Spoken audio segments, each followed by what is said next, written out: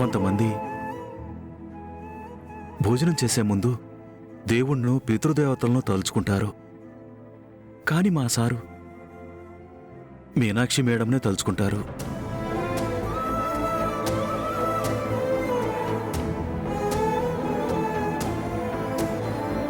బయటికెళ్ళేటప్పుడు ఎవరైనా దేవుడికి దండం పెట్టుకుంటారు. మా సారు భార్య ఫోటో చూడందే అడుగు ముందుకేయరు.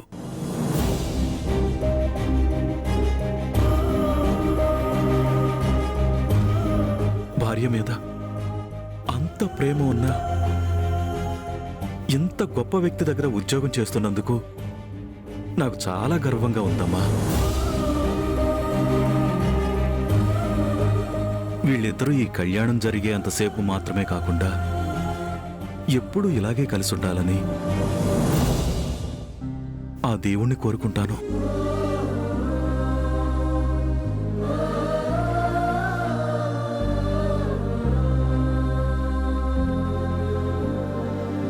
రవి అంకుల్, ఏమైందమ్మా? ఏమైందమ్మా? మీకు అసలు బుద్ధుందా?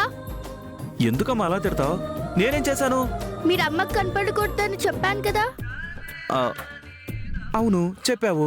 మరి వచ్చి పెద్ద హీరోలా నిలబెట్టారేంటి?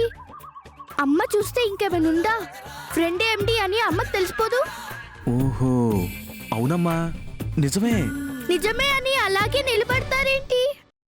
ఎవరు మిమ్మల్ని గుర్తుపట్టకుండా మొహానికి కర్చీఫ్ కట్టుకోండి.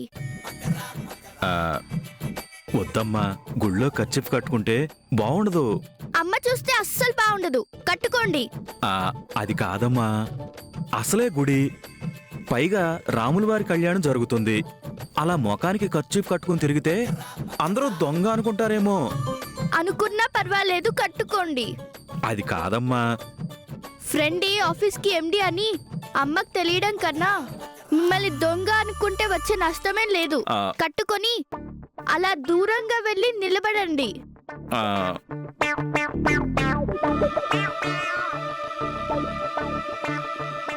ఏం చేస్తాం, తప్పుతుందా?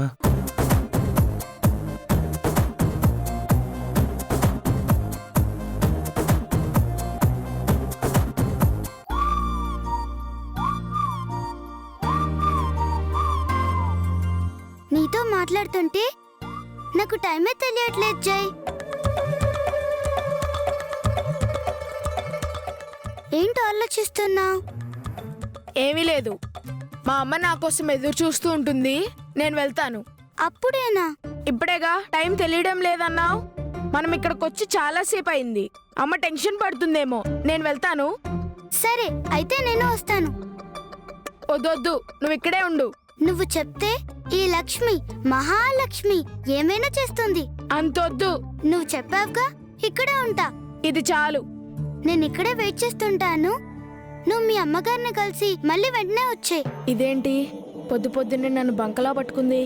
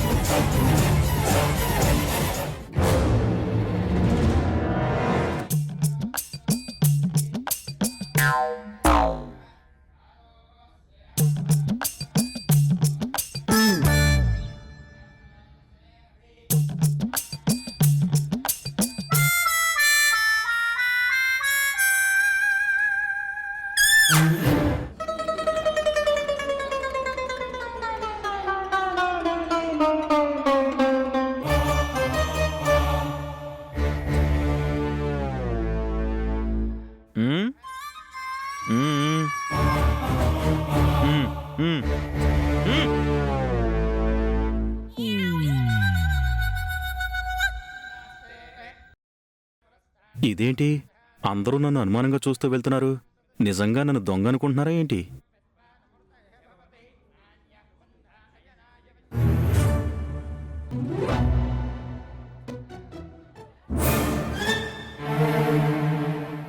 వామ్మో, వీడేంటి నా వైపు వస్తున్నాడు? వీడికి అసలే నోరు ఊరుకోదు, ఏదో కౌంటర్ వేస్తూనే ఉంటాడు.